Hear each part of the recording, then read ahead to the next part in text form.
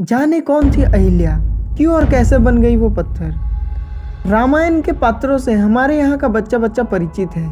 इसका कारण यह है कि हर व्यक्ति के मन, विचार और रुचि को मोहने वाली अनेक कथाएं इसमें बसी हैं। ऐसी ही कथा है श्री राम के वनवास के समय पत्थर की शिला पर पैर पड़ने पर उसका जीवित स्त्री में बदल जाना। यही अहिल्या थी जो राम के स्पर्श से श्राप मुक्त हुई थी। लेकिन प्रश्न यह उठता है कि अहिल्या को श्राप मिला ही क्यों था? वे पत्थर की शिला कैसे बन गई थी? भारतीय पौराणिक कथाओं की एक विशेषता यह भी है कि एक कहानी में दूसरी कहानी मिलकर एक कड़ी बनाती है। अहिल्या की कहानी भी कुछ इसी तरह की है। भारतीय पौराणिक कथा संसार के अनुसार अहिल्या महर्षि गौतम की पत्नी थी। ज्ञान में अनुपम अहिल्या स्वर्गिक रूप गुणों से संपन्न थी। अपने अतुल्य सौंदर्य और सरलता के कारण वे अपनी पति की प्रिय थी। इसके साथ ही वे अपने पति के प्रति पूर्ण समर्पित थी, इसलिए उन्हें सती अहिल्या का नाम मिला था। दोनों ही पति पत्नी का धर्म पालन करते हुए प्रेम रस से परिपूर्ण दाम्पत्य जीवन का निर्वाह कर रहे थे। ऐसी अद्भुत प्रेम को अचानक एक दिन बुरी नजर लग गई। यह बुरी नजर देवराज इंद्र की थी, जो अहिल्या के सौंदर्य पर आसक्त होकर उसके प्रेम को पाने के लिए ललायित हो उठा था।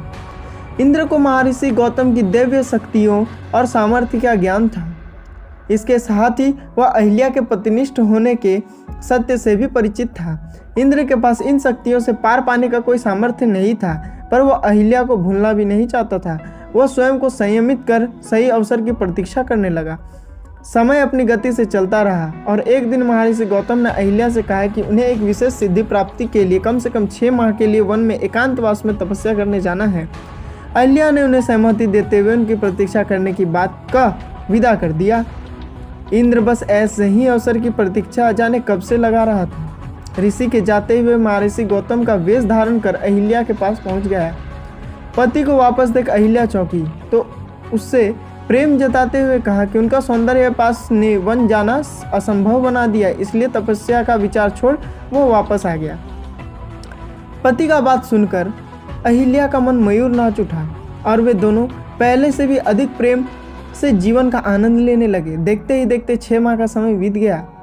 एक दिन अहिल्या ने सुबह सवेरे अपने आंगन में अपने पति की चिर परिचित पुकार सुनी, जबकि ऋषि का रूप धरे इंद्र तब तक सो ही रहे थे। एक पल में ही अहिल्या का अनर्थ का ज्ञान हो गया। महर्षि गौतम के सामने पाकर अहिल्या पत्ते की तरह कांपने लगे और उनके चरणों पर गिर पड़ी। तब तक इंद्र को भी ऋषि के आने का भान हो गया था, तो बिना देरी किए वहां से भाग निकला। अहिल्या ने सारा वृतांत जान ऋषि क्रोधित हो उठे। तुरंत ही उन्होंने श्राप दे दिया कि जिस स्त्री को अपने पति के स्पर्श का भान न हुआ वह जीवित नहीं हो सकती। तन और मन से पत्थर की तरह कठोर व्यवहार किया है तो तू भी पत्थर की ही हो जा। ऋषि की श्राप और अपनी अज्ञानता से निराश अहिल्या ने तब अपने पति को रोते हुए समझाया कि आप इतनी दिव्य शक्तियों से संपन्न हैं, आप मुझे अकेला छोड़कर गए और बीते 6 माह में आपको एक बार भी आभास न हुआ कि मेरे साथ कोई छल कर रहा है। तो मैं तो एक साधारण स्त्री हूँ, मैंने अनजाने में अपराध किया है। भले ही मैं पराये पुरुष के साथ रही हूँ, पर मेरा मन पवित्र है, क्योंकि उस पुरुष को मैंने आप यानी अपना पति जानकर ही अपनाया था। तन और मन दोनों ही मैं अपने पति के साथ थी। अहिल्या की बात सुनकर ऋषि उनसे सहमत हुए और कहा, अब तो श्राप दिया जा चुका है, उसे वापस नहीं लिया जा सकता। किंतु त्रेता युग में भगवान विष्णु श्री राम के रूप में अवतार लेंगे और वनवास के दौरान तुम्हें स्पर्श करेंगे। उनके स्पर्श से ही तुम्हारा पाप धुलेगा और तुम वापस स्त्री के रूप में प्राप्त करोगी। ऋषि के श्राप को धारण करते हुए अहिल्या पत्थर की शिला बन गई और घोर प्रतीक्षा के बाद श्री राम के पावन चरण से स्पर्श से पुनः स्त्री के रूप में प्रकट हो गई। ये थी अहिल्या की कहानी।